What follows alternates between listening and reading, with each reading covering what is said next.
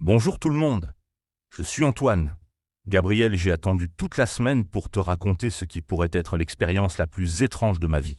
Bienvenue sur Waspoken French, cher auditeur. Antoine, tu m'intrigues déjà. Raconte-moi tout. Alors voilà, hier matin, je suis parti avec ma voiture électrique pour aller au travail, mais surprise, ma batterie était presque vide. Je me suis dit, pas de panique, il y a une borne de recharge près du supermarché. Oh là là. Et tu n'avais jamais utilisé de borne de recharge publique avant. Exactement, c'était ma première fois. Je suis arrivé devant cette grande machine blanche avec plein de boutons et d'écrans. Je me sentais comme un enfant devant un jouet compliqué. Je comprends. Moi aussi, la première fois, j'étais perdue. Ces machines peuvent paraître intimidantes. Alors comment ça s'est passé? D'abord, j'ai cherché le câble. Il y en avait 3 différents. Un rouge, un bleu et un noir. Je ne savais pas lequel choisir. J'ai regardé ma voiture, puis la borne, puis ma voiture encore. Ah, le fameux problème des câbles. Chaque voiture a son connecteur spécial. C'est comme les chargeurs de téléphone d'avant, tu te souviens. Oui, exactement. Finalement, j'ai pris le câble noir qui semblait correspondre à ma voiture. Mais ensuite, il fallait payer. L'écran me demandait ma carte bancaire ou une application, ou je ne sais quoi d'autre. Et tu avais téléchargé l'application. Bien sûr que non. Qui pense à télécharger une application pour recharger sa voiture? Moi, je pensais que c'était comme une station-service normale. On branche, on paie, c'est fini. Ah, Antoine, tu découvres le monde moderne. Alors qu'est-ce que tu as fait? J'ai essayé ma carte bancaire, l'écran a clignoté, puis rien. J'ai réessayé 3 fois, toujours rien. Et là, une dame âgée s'approche de moi avec sa petite voiture électrique bleue. Une dame âgée? Et elle était plus douée que toi avec la technologie. Gabrielle, cette dame de 70 ans, était un vrai génie. Elle m'a dit, jeune homme, vous avez l'air perdu. Elle avait son téléphone à la main et 3 applications différentes ouvertes. Non, elle était mieux équipée que toi. Complètement. Elle m'a expliqué, voyez-vous, cette borne fonctionne avec l'application Charge Now, celle-là avec Electric Go, et la 3e avec Power Up. Elle connaissait toutes les bornes du quartier. Incroyable. Et elle t'a aidé? Oh oui. Elle a pris mon téléphone et a téléchargé l'application.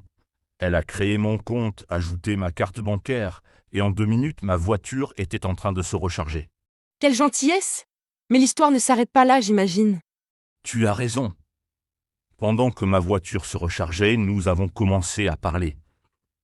Cette dame s'appelle Marie, elle a acheté sa voiture électrique il y a 2 ans. Elle m'a dit qu'elle adore ça. Et pourquoi elle adore ça? D'abord, c'est silencieux. Marie m'a expliqué qu'elle habite en ville et qu'elle apprécie le calme. Plus de bruit de moteur, plus d'odeur d'essence. Elle se sent mieux. C'est vrai que c'est agréable le silence d'une voiture électrique. Ensuite, elle économise beaucoup d'argent. Marie m'a montré son application, elle dépense 3 fois moins qu'avant en carburant. Elle peut partir en vacances avec l'argent économisé. 3 fois moins? C'est énorme. Et la recharge, ça prend combien de temps? Ça, c'était ma grande inquiétude. Marie m'a expliqué qu'il y a différents types de bornes. Les rapides, comme celle où nous étions, rechargent en 30 minutes. Les normales prennent 2 à 3 heures. Et à la maison? À la maison, si tu as un garage, tu peux installer une prise spéciale. Marie recharge sa voiture la nuit, comme son téléphone. Le matin, elle a 100% de batterie. Pratique. Et pour les longs voyages? Alors là, Marie était passionnée. Elle m'a montré une carte sur son téléphone avec toutes les bornes de recharge de France. Il y en a partout, autoroutes, centres commerciaux, parkings, hôtels. Elle voyage beaucoup avec sa voiture électrique. Figure-toi qu'elle est allée en Suisse le mois dernier. Elle a planifié son trajet avec les bornes de recharge. Elle s'arrêtait toutes les 2 heures pour recharger et boire un café. Comme une pause normale en voyage finalement. Exactement. Marie m'a dit que c'était même plus reposant qu'avant. Elle prenait le temps de visiter les petites villes où elle s'arrêtait pour recharger. Et niveau environnement, qu'est-ce qu'elle en pensait? Ah, ça, c'est son argument principal. Marie a 3 petits-enfants. Elle veut leur laisser une planète plus propre. Elle m'a expliqué qu'une voiture électrique ne pollue pas l'air de la ville. C'est un bel argument. Et côté conduite, c'est différent. Marie était enthousiaste. Elle dit que c'est beaucoup plus facile à conduire. L'accélération est immédiate, pas besoin de changer les vitesses. Elle se sent plus sûre au volant. Et les inconvénients? Il doit bien y en avoir quelques-uns. Bien sûr, Marie était honnête. En hiver, la batterie se vide plus vite à cause du chauffage. Et parfois, certaines bornes ne fonctionnent pas. Comme les distributeurs de billets en panne. Exactement. Mais Marie m'a dit qu'avec plusieurs applications sur son téléphone, elle trouve toujours une borne qui marche. Et le réseau s'améliore chaque mois. Et le prix de la voiture électrique? C'est vrai que c'est plus cher à l'achat. Mais Marie m'a expliqué qu'il y a des aides du gouvernement, et avec les économies d'essence et d'entretien, on récupère la différence en quelques années. L'entretien coûte moins cher. Oui, pas de vidange d'huile, pas de filtre à changer, moins de pièces qui s'usent. Marie va chez le garagiste 2 fois moins souvent qu'avant. Et ta recharge, elle avançait pendant votre conversation. Justement, au bout de 20 minutes, ma voiture était rechargée à 80%, largement assez pour aller au travail et rentrer chez moi. Parfait. Et tu étais convaincu? Presque. Marie m'a proposé de faire un petit essai. Elle m'a laissé conduire sa voiture jusqu'au bout de la rue. Gabriel, c'était magique. Raconte! D'abord, le silence. On entend les oiseaux, la musique, la conversation. Puis l'accélération, tu appuies sur la pédale et hop, tu avances immédiatement. Pas d'à-coups, pas de bruit. Et au niveau du confort? Incroyable. Pas de vibration du moteur, pas d'odeur. L'habitacle reste propre et frais. Marie m'a dit qu'elle n'a jamais les mains sales après avoir fait le plein. Parce qu'il n'y a pas de carburant à manipuler. Exactement. Tu branches ton câble comme tu charges ton téléphone. Propre, simple, efficace. Et certaines bornes sont même gratuites dans les supermarchés. Gratuite. Oui, pendant que tu fais tes courses, ta voiture se recharge gratuitement. Marie fait ses courses au supermarché, qui offre la recharge. Malin. Très malin. Et maintenant tu comptes acheter une voiture électrique. Je suis en train d'y réfléchir sérieusement. Marie m'a donné les adresses de 3 concessionnaires. Elle m'a même proposé de m'accompagner pour les essais. Quelle rencontre formidable. Une vraie ambassadrice de la voiture électrique. Absolument. Et tu sais quoi? Avant de partir, Marie m'a montré une autre fonction géniale. Elle peut programmer sa voiture pour qu'elle soit chaude en hiver et fraîche en été, avant même de monter dedans. Comment ça marche? Avec son téléphone. 5 minutes avant de partir, elle lance le chauffage ou la climatisation. Quand elle arrive à sa voiture, la température est parfaite. Fantastique. Plus besoin de gratter le pare-brise en hiver. Et plus besoin de souffrir dans une voiture brûlante en été. Marie m'a dit que c'est son petit plaisir quotidien. Elle avait d'autres astuces. Oh oui, elle m'a parlé des parkings réservés aux voitures électriques. Souvent, ils sont plus près de l'entrée des magasins. Et dans certaines villes, le stationnement est gratuit pour les voitures électriques. De mieux en mieux. Marie connaît tous les bons plans. Elle a même une application qui lui dit où sont les bornes gratuites, les plus rapides, les moins chères. Une vraie spécialiste. Et côté sécurité? Très bonne question. Marie m'a expliqué que les voitures électriques sont très sûres. La batterie y est protégée, impossible de l'abîmer dans un petit accident, et pas de risque d'explosion comme avec l'essence. Et si on tombe en panne de batterie sur la route? Marie a une solution pour ça aussi. Son assurance propose un service de dépannage spécial.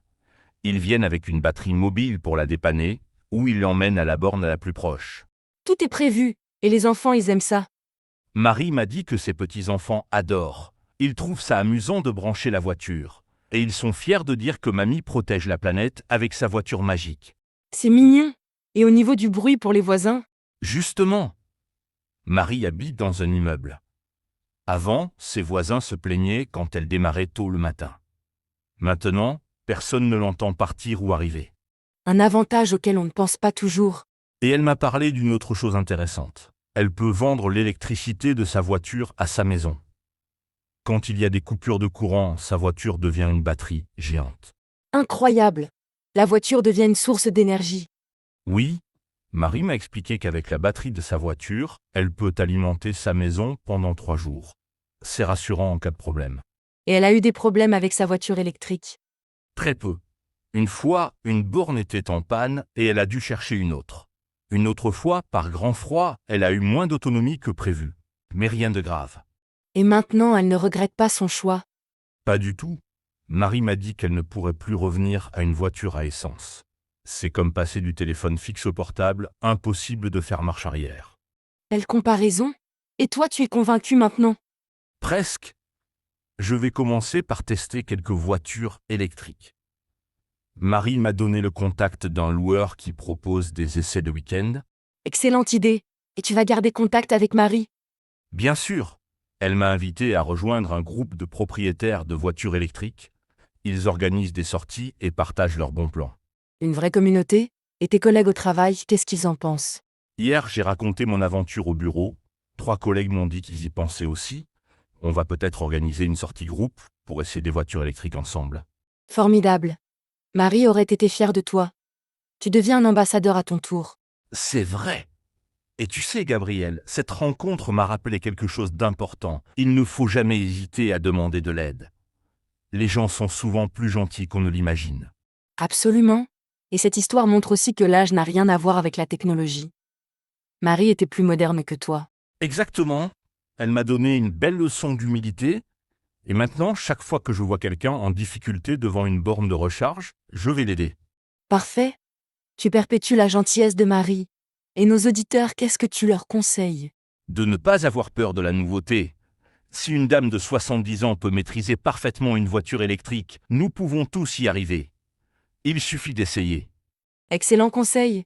Et peut-être qu'ils rencontreront leur propre mari en chemin. J'espère.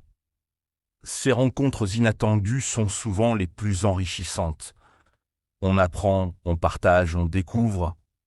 C'est ça la beauté de la vie. Merci Antoine pour cette belle histoire. Et merci à tous nos auditeurs de nous suivre sur Waspoken French. À bientôt pour de nouvelles aventures en français.